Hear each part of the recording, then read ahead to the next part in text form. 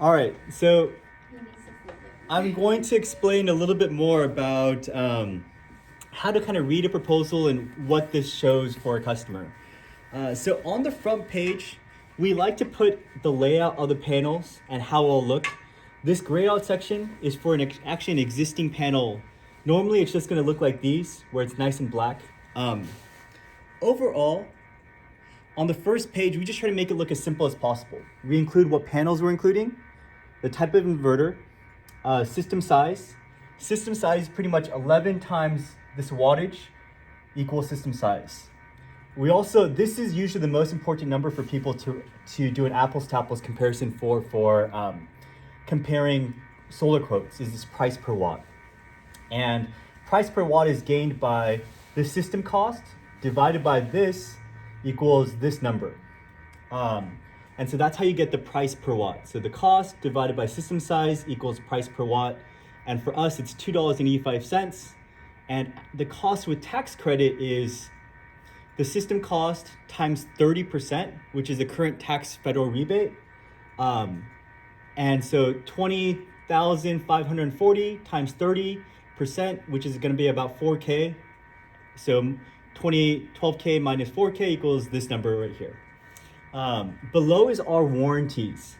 Long story short, for warranties, we cover everything from all the panels we recommend have their own equipment warranty.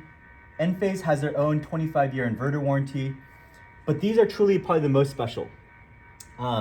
We provide a 25-year workmanship warranty where if anything messes up or goes wrong, we're gonna cover.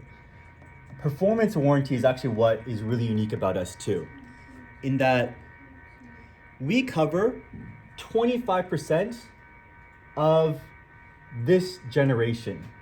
So this production number that we're saying that their system will produce times 95% is what we're guaranteeing. If they fall short of 7,326 times 95, we're gonna cover that in terms of either adding additional panels or cutting them a check. And that's kind of the biggest thing, is that this is usually what a lot of people like to say, but the problem is that one, it's a really easy number to fluff up. And so that's why too, we are so confident in what we can provide and how accurate our numbers are that we provide a 95% warranty on this.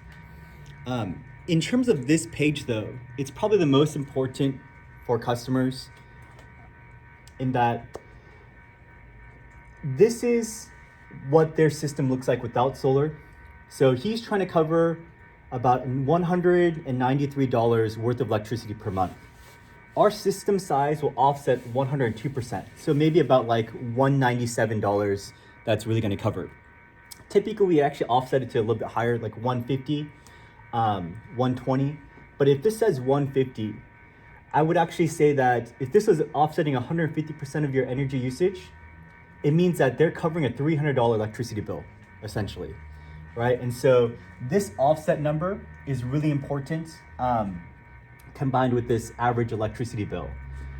This is how much we assume that they're gonna pay annually for electricity. It's just this number times 12, right?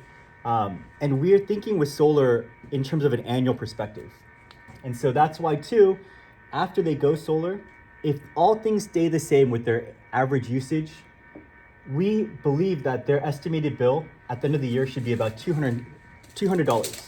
And the primary reason for this is there's monthly interconnection fees that the utility companies will charge.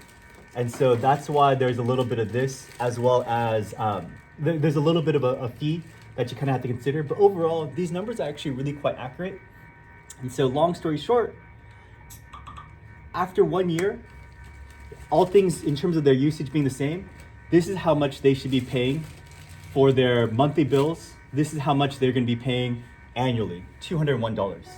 This actually means too, that's how much it should cover. This is also something I love to harp on right here, because for most customers, they will see a payback of 5 to 7 years. Under 5 is awesome. And what that means is if you buy a car, after 4 years, you're driving that car essentially for free. All of it's been paid for, and now you're just paying a little bit for maintenance. And the great thing about solar is there is no real maintenance. You might just have to wash it after a big fire, but even with dirt and whatever, it works beautifully. And so this is their lifetime savings, this is their payback period. But overall, for this homeowner and this proposal, it looks like it's a great deal essentially, because they're going to be saving a lot of money, and they should be able to reap at least 6 times their return, because we anticipate their system should last for about 25 years, right? At the very least. And so after 4 years, for the next 21 years of their system, it's pretty much going to be free energy that they're getting. A little bit of just kind of general plugs about who we are and what we do. And then this section is about financing. Not everybody needs financing, but some people do. We try to include, so people have an apples to apples comparison, different financing rates. So we have a cash portion where if you were just to pay for it outright, this is what your cost would be, that $12,500.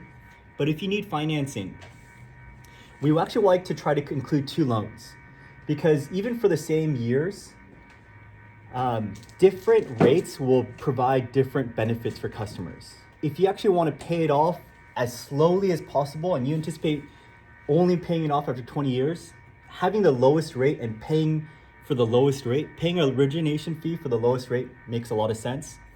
But what we noticed too is that for a lot of people who might pay off their loans early, having a higher loan rate with a lower origination fee makes a lot more sense. And so that's why I don't want to just tell you one option that might be the best. We're trying to actually tell you multiple different options that would look good. Overall too, in terms of a monthly loan payment, this is how much your loan payment will be. Overall, $200 compared to $69 is not bad, right? And so they should be saving about $130 outright, even though they're paying for this system, including their, let's say, utility bill. So maybe it's going to be they save about $100 per month going solar, and they actually get to keep it.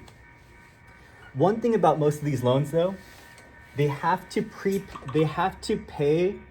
30% of that tax credit within 12 to 18 months, depending on the lender. That's one thing that a lot of companies don't quite say. Or else this loan payment will go up. It's not necessarily that you're forced to, but to maintain this low rate, the tax credit benefit should be applied to that loan, and that's what they're assuming. And FYI too, for that tax credit, if a person is retired or does not pay any federal taxes, they actually might not qualify for the federal tax credit. They have like 3 years in order to have federal taxes, federal liabilities. It's very rare, but usually if anybody ever says that they're retired, I try to make a mention too that the federal tax credit might not be applicable in their situation, and to consult with their tax attorney, just in case. And the last page is probably more detailed than a customer ever wants to know. I would say the meat and potatoes is typically the second page. But this is essentially just what it looks like with solar, what it looks like without solar, what their electricity bills will look like over time, because we know that the cost of electricity has actually gone up by more than 10% year over year. Edison, for example, I think has raised rates by 13% year over year, right? And so your cost after going solar will stay very consistent with this loan. But your electricity bill, if you don't go solar, is just going to go up even though you use the same amount, just because how they love to do their funny math. And then this is kind of their the overall cash flows.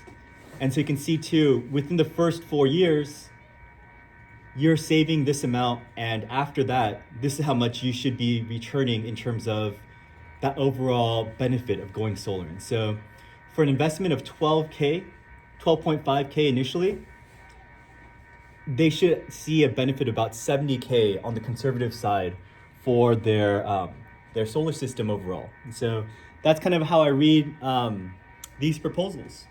Questions? Yep. Wonderful. That's it.